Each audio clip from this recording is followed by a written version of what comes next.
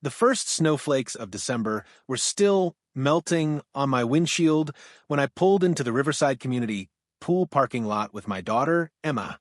At 12 years old, she'd been swimming competitively for 6 years, and winter training was crucial for her upcoming regional championships. The heated indoor pool was supposed to be her sanctuary during these cold months, a place where she could chase her dreams while the world outside froze over. I watched her bounce excitedly in the passenger seat, her swim bag already clutched in her small hands. Emma had been talking about nothing but the winter training season for weeks. Her coach had told her she had real potential, that if she worked hard this winter, she might qualify for the state championships. For a kid who'd struggled with confidence after her father and I divorced 2 years ago, swimming had become her lifeline. It was the one place where she felt powerful, capable, in control. "Mom, do you think I can beat my backstroke time today?" she asked, her brown eyes shining with hope. "I think you can do anything you set your mind to, sweetheart," I replied, ruffling her damp hair from the morning shower. We didn't know that today would test that belief in ways neither of us could imagine. The community center was bustling with the usual weekend activity. Parents shepherded children toward various classes, elderly folks headed to their water aerobic sessions, and competitive swimmers like Emma claimed their lanes with the seriousness of professional athletes. I'd grown to love this place over the years. The smell of chlorine that clung to Emma's hair, the echo of laughter bouncing off the high ceilings, the sense of community that came from sharing this space with neighbors who were slowly becoming friends. That's when I first saw her. Karen Sutherland stood near the pool entrance, clipboard in hand, wearing a Riverside Community Association vest that seemed to amplify her sense of authority. I'd heard whispers about her in the locker rooms and at community meetings. She'd recently been elected to the pool committee, and rumor had it she was already making enemies with her rigid interpretation of every rule, no matter how minor. She was tall, with perfectly coiffed blonde hair that didn't move even in the humid pool environment, and a smile that never quite reached her eyes. As Emma and I approached, that smile faltered when she saw my daughter's brown skin, so different from her own pale complexion. "Excuse me." Karen's voice cut through the ambient noise like a knife. "I need to see your membership card." I fumbled in my wallet, pulling out our family pass. We'd been members for 4 years.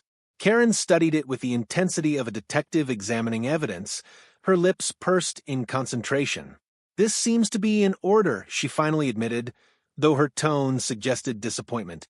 "But I'll need to verify it with the main office. These cards can be fraudulent." My stomach tightened. I'd heard this tone before, lived this moment in different variations throughout my life. But I'd hoped, foolishly perhaps, that this place would be different, that Emma wouldn't have to experience what I had. "We've been members for years," I said calmly, though my heart was racing. "You can ask anyone here." "Rules are rules," Karen replied, her smile now completely gone. "And I take my responsibilities very seriously. If you don't like it, perhaps you should consider joining a different facility." Emma tugged on my sleeve, confused and suddenly uncertain. The confidence I'd seen in the car was already beginning to crack. I squeezed her hand, trying to transmit strength I wasn't sure I possessed. What Karen Sutherland didn't know, couldn't have known in that moment, was that my last name wasn't just on a membership card. It was on the building itself. My grandfather, William Rodriguez, had been one of the founding members of this community center back in 1978, when the neighborhood was still struggling to integrate.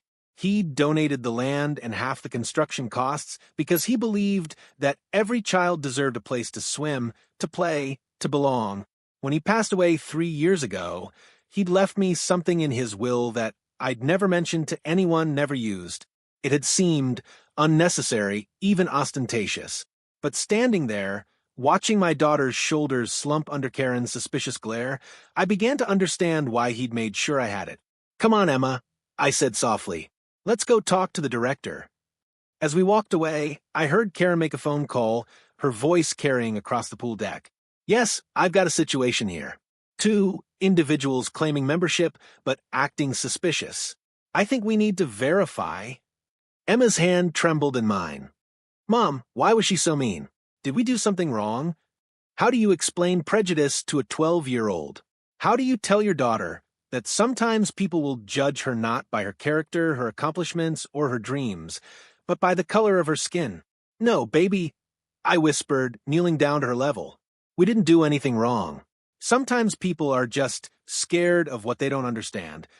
But I'm just here to swim, she said, and the crack in her voice nearly broke me. I know, sweetheart. I know. Over the following weeks, Karen Sutherland's campaign against my daughter escalated from subtle microaggressions to outright harassment. It started small. Emma would arrive for her 6 a.m. practice to find her assigned lane accidentally given to someone else. Karen would materialize with her clipboard, apologizing with false sweetness while suggesting Emma share with the advanced adult swimmers who moved twice her speed. I'm so sorry, dear, Karen would say, her voice dripping with insincerity. There must have been a scheduling mix-up. You understand, don't you? The adult swimmers pay premium fees. What she didn't mention was that Emma's family had been paying those same premium fees for years to ensure she had access to competitive training times. But pointing this out seemed to make things worse. Karen would simply smile and make notes on her clipboard, as if documenting evidence of troublemaking. Then came the locker room incidents.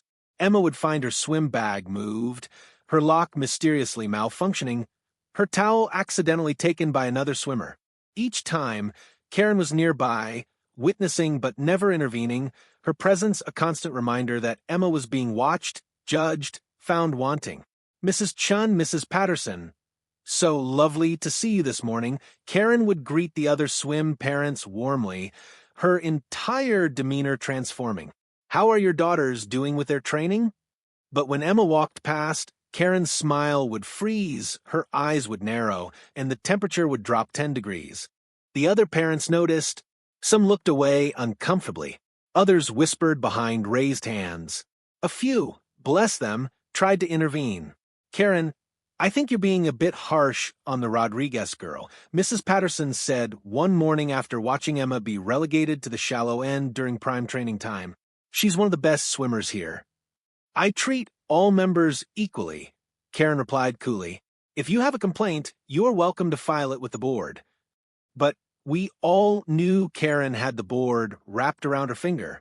She'd ingratiated herself with the older, more conservative members by organizing their meetings, baking cookies, and nodding sympathetically at their complaints about how things used to be. Emma's performance began to suffer. She missed her target times, her backstroke. Once her strongest event became shaky and uncertain. Her coach, a kind woman named Sandra who'd been swimming competitively since the 1980s, pulled me aside after practice one evening. Jennifer, I'm worried about Emma, Sandra said, her weathered face creased with concern. Physically, she's capable of so much more. But mentally, something's breaking her spirit. Has something happened? I told her about Karen, about the constant surveillance, the moved equipment, the suspicious glances, the way Emma was made to feel like an intruder in a space that should have been hers by right. Sandra's jaw tightened. That woman, she muttered, I've coached here for 20 years, and I've never seen anyone cause so much division. The worst part? She thinks she's protecting the pool. Protecting it from what? Talented kids who love to swim. I don't know what to do. I admitted, my voice breaking. Emma loves swimming. It's the one thing that's helped her cope since the divorce. But I can see her losing that love a little bit every day. Don't let her quit, Sandra urged, gripping my arm. That's what Karen wants. She's trying to drive you out. If Emma quits, Karen wins. And then what? Who's next? The Lynn family? The Johnsons? She'll keep going until this pool looks exactly how she thinks it should look. That night, I sat on Emma's bed and watched her sleep. Her swim medals hung on the wall beside her bed, each one a testament to her dedication and talent. First place, regional backstroke. Second place, butterfly. Third place, individual medley. She'd earned every single one through countless early mornings, pruned fingers, chlorine-burned eyes, and sheer determination. I thought about my grandfather, about the stories he'd told me of his own childhood in the 1940s, when pools across America had signs that read, "Whites only." He'd learned to swim in a creek, teaching himself through trial and error because no pool would admit him. When he'd finally made his fortune in construction, he'd vowed that his grandchildren would never know that exclusion, that they would always have a place to swim. He'd given this community a gift. He'd given them land, money, and his vision of a better world. And now his great-granddaughter was being frozen out of that very space by a woman who probably didn't even know his name. The irony was bitter enough to choke on. The next morning, I did something I'd never done before. I called in sick to work and accompanied Emma to her practice. I wanted to see it for myself, to witness exactly what was happening so I could figure out how to fight it. Karen was there before us, of course, her clipboard clutched like a shield. "Mrs. Rodriguez," she said, emphasizing my last name with what seemed like contempt. "How unusual to see you at practice. Don't you have work?" "I'm taking a personal day," I replied evenly. I wanted to watch my daughter swim. Karen made a note on her clipboard. "Well, I hope she follows all the rules today. We've had some concerns about proper lane etiquette." Emma hadn't broken a single rule. She was one of the most disciplined swimmers in her age group. But Karen's implication was clear. Emma was a problem waiting to happen. I watched my daughter warm up, her strokes strong and sure in the water. Swimming transformed her. On land, she was becoming increasingly shy and uncertain, her confidence eroded by Karen's constant surveillance. But in the water, she was still herself, powerful, graceful, free. Until Karen blew her whistle. "Everyone out of the pool," she shouted. "We're conducting a safety inspection." The swimmers groaned but complied, climbing out and shivering in the cool air. Karen walked the length of the pool, examining the lane lines, the depth markers, the starting blocks. She took her time, letting the kids get colder and colder. Finally, she declared the pool safe and allowed them back in. They'd lost 20 minutes of valuable practice time. "This is ridiculous," I muttered to another parent standing nearby. "It's the third safety inspection this week," the woman replied. "All during Emma's practice times. Funny how she never does this during the adult swim or the competitive boys' practices." The pattern was clear. Karen was weaponizing her authority, using safety regulations and pool rules to make Emma's swimming experience as miserable as possible. The real breaking point came on a Friday evening in mid-January. Emma had been selected for a special training clinic with a visiting Olympic coach, an incredible opportunity that could have opened doors for her swimming career. The clinic was scheduled for 7 p.m., and swimmers from across the region were coming to participate. Emma had been preparing for weeks, working on her technique, studying videos of Olympic backstrokers, visualizing her performance. This was her chance to show what she could do, to prove that all those early mornings and late nights were worth it. We arrived at 6:45 p.m., giving Emma time to warm up and mentally prepare. The pool area was buzzing with excitement. Parents lined the observation deck, their phones ready to capture their children meeting a real Olympian. Swimmers stretched and chatted nervously, their anxiety mixed with anticipation. That's when Karen appeared, her face set in grim determination. "I'm sorry, but we're going to have to cancel the evening sessions," she announced loudly, her voice carrying across the pool deck. "There's been a chemical imbalance in the water. For safety reasons, we need to drain and refill the pool." The collective groan from the assembled swimmers and parents was heartbreaking. The Olympic coach, a gracious woman named Michelle Torres, who'd won gold in the 200-meter backstroke in 2016, looked confused. "I tested the water myself an hour ago," Michelle said, holding up her own testing kit. "The pH levels were perfect. The chlorine levels were within standard range. What exactly is the problem?" Karen's face flushed. "Are you questioning my authority? I'm the pool safety coordinator, and I've determined that the water is unsafe. Can I see your test results?"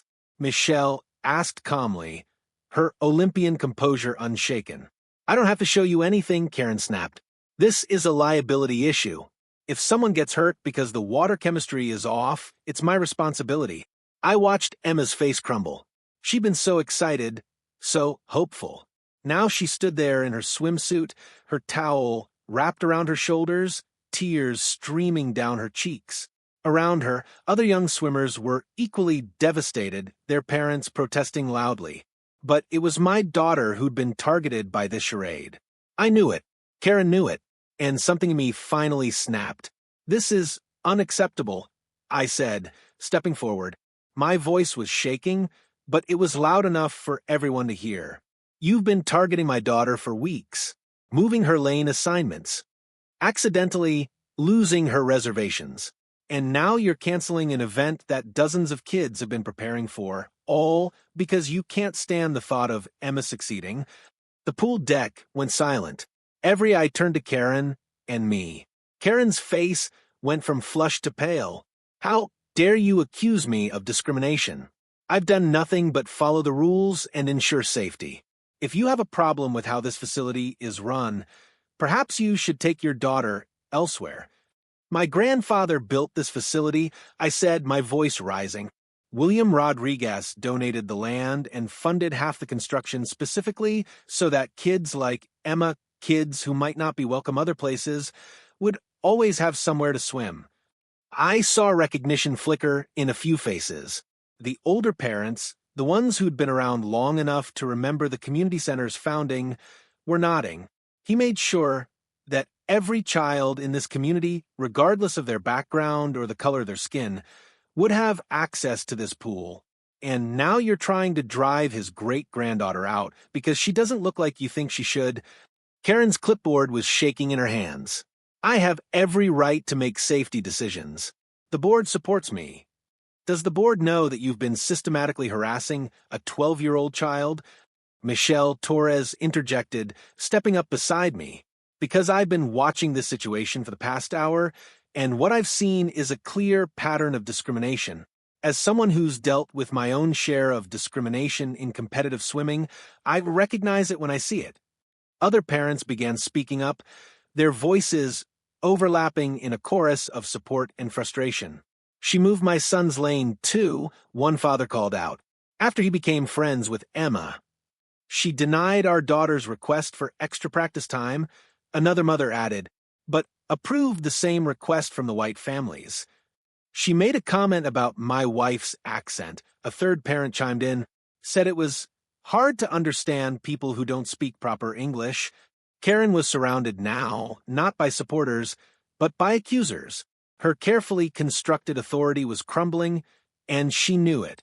"I'm calling the police," she said, reaching for a phone. "You're all trespassing." "Trespassing?" I laughed, though there was no humor in it. "Karen, I don't think you understand. When my grandfather died, he left me something in his will. Something I've never mentioned because it never seemed necessary." I pulled out my own phone and opened my email, scrolling to a message from my grandfather's lawyer.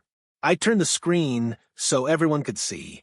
He left me controlling interest in the Riverside Community Center Trust, 51%, which means that legally I have final say over all major decisions affecting this facility. The color drained completely from Karen's face, including, I continued, my voice steady now, "Who serves on the pool committee?" The aftermath of that confrontation spread through the community like wildfire. By the next morning, my phone was ringing off the hook. Community members I'd never met were calling to share their own stories of Karen's behavior, stories that painted a disturbing picture of systematic exclusion and harassment that went far beyond my daughter. Mrs. Patel, whose family had joined the community center 6 months ago, told me about how Karen had accidentally scheduled the Hindu cultural celebration to conflict with a major pool maintenance day, forcing them to cancel. The Lopez family described how Karen had questioned the validity of their financial assistance application, demanding additional documentation that wasn't required of anyone else. The Chin family's teenage son had been accused of aggressive swimming after accidentally bumping into another swimmer during a crowded practice, something that happened dozens of times a day without incident when white swimmers were involved. Each story was a small cut, but together they formed a deep wound in the community my grandfather had worked so hard to build. I spent that weekend in my grandfather's study, surrounded by boxes of old documents and photographs. I'd inherited his house after he passed, but I'd never had the emotional strength to go through everything properly. Now, driven by a need to understand his vision, I carefully sorted through decades of history. There were letters, hundreds of them. Letters from community members thanking him for his generosity. Letters from children who'd learned to swim in the pool, some of whom had gone on to compete in college. Letters from parents who'd never had access to recreational facilities before, expressing their gratitude for a space where their children could play safely. But there were also darker letters. Hate mail from people who opposed the community center's integration. Threats from groups who didn't want those people in their neighborhood. Bureaucratic letters from city officials trying to block construction permits, citing spurious safety concerns and zoning violations. My grandfather had fought through it all. He'd hired lawyers, attended endless city council meetings, and leveraged his business connections to ensure the center would be built. And he'd won. In one letter, written to my grandmother shortly before the center's opening, he'd expressed his deepest hope. My dearest Maria, tomorrow we open the doors to the Riverside Community Center. I know we've faced opposition, hatred even, from those who don't share our vision of what this community can be.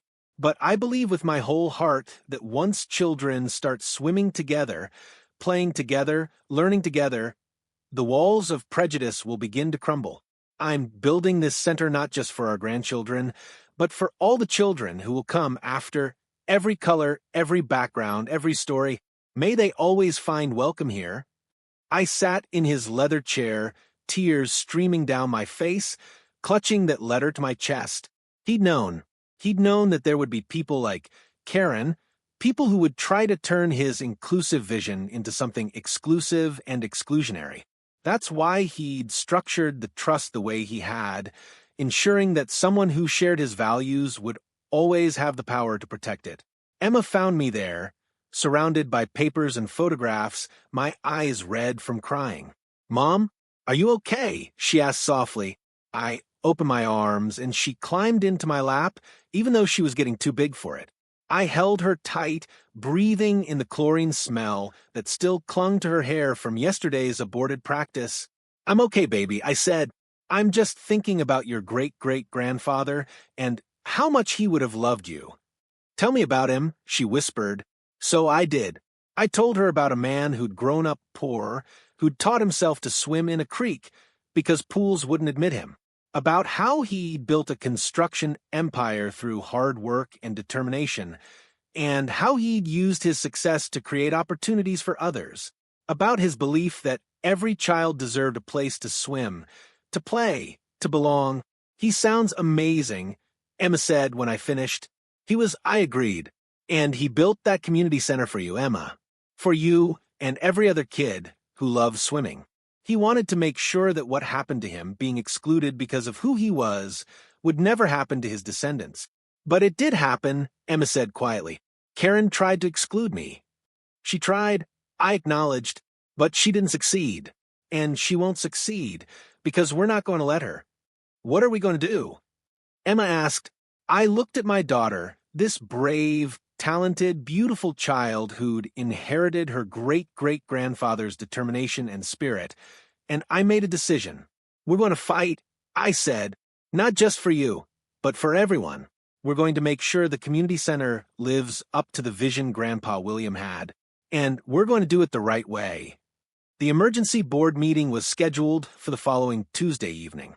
I'd spent the intervening days gathering evidence, documentation, and testimonies from dozens of community members who'd experienced Karen's discrimination. My grandfather's lawyer, an elderly gentleman named Mr. Chun, who'd been his friend for 40 years, helped me understand the full extent of my legal authority.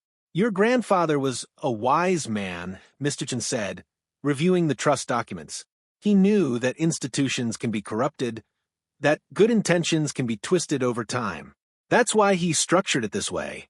As long as someone from your family holds controlling interest, the center's mission remains protected." The meeting room was packed when I arrived. Karen sat at the head table with the other board members, her expression defiant. but I could see the uncertainty in her eyes. She knew something had shifted, that her authority was no longer absolute. I'd invited Michelle Torres to attend, and her presence alone sent a message. An Olympic gold medalist standing in solidarity with my daughter meant something, especially to the swimming community. The board president, an older man named Harold Winters, called the meeting to order. We're here tonight to address some serious allegations regarding pool management and member treatment, he began. Mrs. Rodriguez has requested time to speak. I stood, my hands full of documents and my heart full of my grandfather's legacy. Thank you for this opportunity. I began, my voice steady despite my nerves. My name is Jennifer Rodriguez, and my grandfather, William Rodriguez, founded this community center in 1978.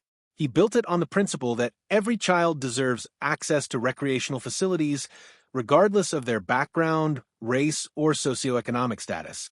I saw heads nodding around the room. Many of the older members remembered my grandfather fondly. Over the past 2 months, that principle has been violated repeatedly by a member of this board. Karen Sutherland has systematically harassed, discriminated against, and attempted to exclude my daughter and numerous other families from full participation in this community. Karen stood abruptly. This is slander. I've done nothing but enforce the rules fairly and equally. Please sit down, Karen, Harold said quietly. Mrs. Rodriguez has the floor. I detailed everything, the moved lane assignments, the constant surveillance, the canceled practices, the Friday night clinic that Karen had sabotaged. Then I invited other community members to share their experiences. One by one, they stood and spoke. Mrs. Patel described the canceled cultural celebration. Mr. Lopez talked about the humiliating documentation demands.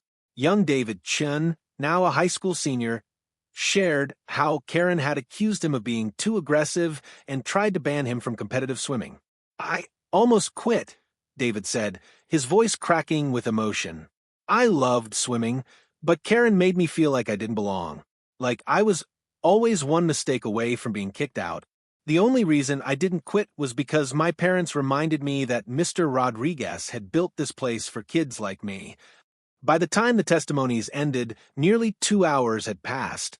The pattern was undeniable, documented not just in stories but in written complaints, email correspondence, and scheduling records that showed how Karen had manipulated the system to disadvantage certain families. Karen's face was bright red. This is a witch hunt, she said. You're targeting me because I dare to maintain standards and enforce rules. No, Michelle Torres interjected, standing up. They're holding you accountable because you've abused your authority to discriminate against children. I've spent my entire life in competitive swimming, and I know discrimination when I see it. I experienced it myself as a young swimmer, and I've watched you perpetrate it here. As a member of this trust and as William Rodriguez's granddaughter, I said, pulling out the legal documents Mr. Chun had prepared, I'm exercising my authority to call for an immediate vote on Karen Sutherland's position on the pool committee. Harold looked at the documents, his expression grave.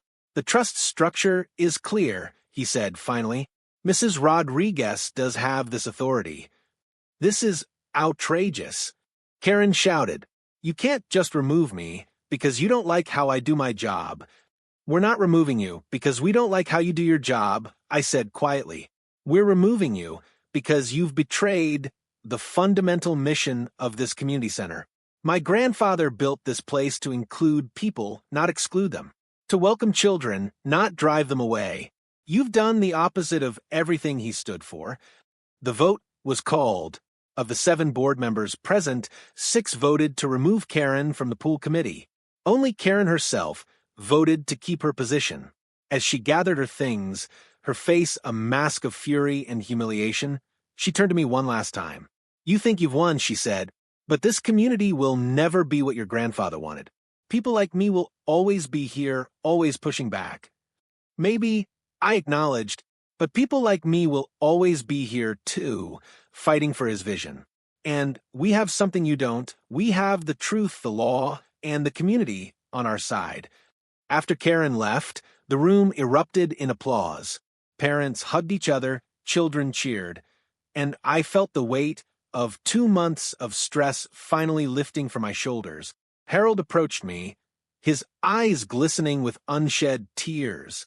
"Your grandfather would be so proud of you," he said. "He always said that the true test of a community wasn't whether it could prevent prejudice from arising, but whether it could stand up to it when it did."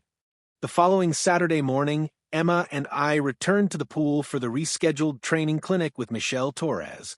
The atmosphere was completely different from that terrible Friday night 2 weeks ago.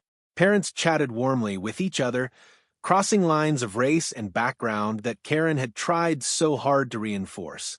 Children from different neighborhoods played together, their laughter echoing off the high ceilings. The pool committee had moved quickly after Karen's removal. They'd instituted new anti-discrimination policies, established a complaint review process, and created a diversity and inclusion task force to ensure the center truly served all community members. They'd asked me to chair the task force, and after some consideration, I'd accepted. Emma was nervous as she stretched beside the pool, watching Michelle Torres demonstrate proper backstroke technique to a group of young swimmers. My daughter had been through so much these past months: the divorce, the harassment, the constant feeling of being unwanted. I worried that the damage to her confidence might be permanent. "You okay, sweetheart?" I asked, sitting down beside her. She nodded, but I could see the uncertainty in her eyes. What if I'm not good enough? What if Coach Michelle sees me swim and realizes I'm not as good as everyone thinks? "Emma," I said, taking her hands in mine, "do you remember what great-grandpa William used to say? The quote that's on the plaque at the entrance?"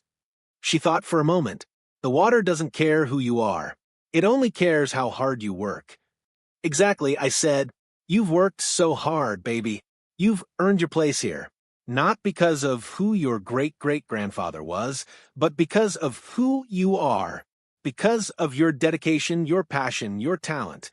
Michelle called Emma's group to the pool, and I watched my daughter stand up, take a deep breath, and walk to the edge. She adjusted her goggles, positioned herself on the starting block, and waited for the signal. When Michelle blew her whistle, Emma dove into the water, and I saw it happen, that transformation that always took my breath away. In the water, she was free, powerful, graceful. All the fear and uncertainty melted away, leaving only pure determination and joy. She completed her backstroke length in record time, her technique nearly flawless. When she touched the wall, Michelle was smiling broadly. "That was beautiful, Emma," Michelle said. "Your rotation is excellent and your kick is strong. Have you considered specializing in backstroke for competition?" Emma's face lit up like the sun. "Really? You think I'm good enough?" "Good enough." Michelle laughed. "With the right training, you could be great. I'd like to talk to you and your mom about some advanced training opportunities. There's a summer program for elite backstrokers that I think you'd be perfect for." I watched from the observation deck as Emma swam lap after lap, her confidence growing with each stroke. Other parents came to sit beside me, offering congratulations and sharing their own relief that Karen was gone. "My daughter actually wants to come to practice again," Mrs. Patel said. "She'd been having stomachaches every morning, dreading the pool. Now she can't wait to get here." My son asked if he could join the swim team. Mr. Lopez added, "Before, he was too scared, too worried about being judged. Now he feels like he belongs." The stories kept coming, each one a small miracle, a child reclaiming their joy, a family finding their place in the community. After practice, Emma ran to me, her hair dripping, her eyes shining with happiness. "Mom, did you see? Did you see how fast I was? I saw baby," I said, wrapping her in a towel and a hug. "I'm so proud of you." "I want to do the summer program," she said. "Coach Michelle said it could really help my technique. Can I, please?" "Of course," I said. "We'll make it work." As we walked to the car, Emma chattering excitedly about training schedules and competition goals, I felt my grandfather's presence somehow. I imagined him watching from somewhere, seeing his great-great-granddaughter thriving in the space he'd created, seeing his vision of an inclusive, welcoming community finally being realized. That night, I went back to his study and added a new document to the collection, a detailed account of everything that had happened, from Karen's harassment to the community's response. I wanted future generations of my family to know the story, to understand that the fight for inclusion and equality is never truly over, but that it's always worth fighting. I ended the document with a quote from my grandfather's opening day speech in 1978, words that seemed even more relevant now. This pool is more than water and concrete. It's a promise that every child who walks through these doors will be judged not by the color of their skin or the accent in their voice, but by the content of their character and the strength of their spirit. It's a promise that we, as a community, will stand together against those who would divide us. And it's a promise that the water, pure and democratic, will always flow for everyone. The water was flowing again, and this time, I would make sure it never stopped. Emma's story is just one among thousands of untold stories of discrimination, exclusion, and resilience happening in communities across the country. Perhaps you've witnessed similar situations in your own neighborhood, at your community pool, local park, school, or recreational center. Maybe you've seen a child excluded, a family marginalized, or someone systematically targeted simply because they're different. It's time to stand up. You don't need to be the granddaughter of a founder or have legal authority to make a difference. What you need is courage, documentation, and solidarity. Start by speaking up when you witness discrimination. Record the incidents, gather testimonies from others, and report through proper channels. Connect with other families who share your concerns. There's strength in numbers and power in collective action. Remember, silence enables oppression. Every time we stay quiet when we witness injustice, we become complicit in its continuation. Your voice matters. Your action matters. Whether you're a parent, a community member, or simply someone who believes in fairness and equality, you have the power to create change. What can you do today? Research your local community center's policies on discrimination and inclusion. Attend board meetings. Volunteer for diversity committees. Support families facing harassment. And most importantly, teach your children that everyone deserves to swim, play, and belong, regardless of who they are or where they come from. The water should flow for everyone. Let's make sure it does.